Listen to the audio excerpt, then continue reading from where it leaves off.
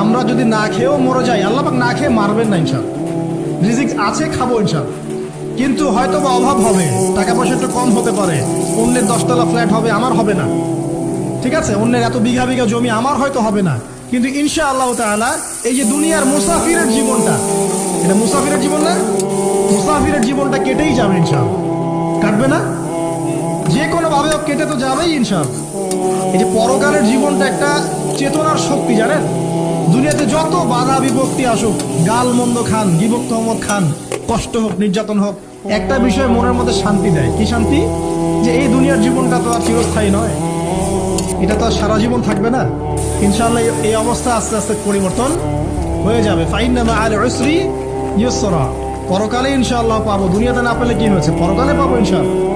যুবক ভাই, এসব জেনা ছেড়ে দেন, আল্লাহ রাব্বুল আলামিন আপনার জন্য হুর রেখেছেন জান্নাত ইনশাআল্লাহ।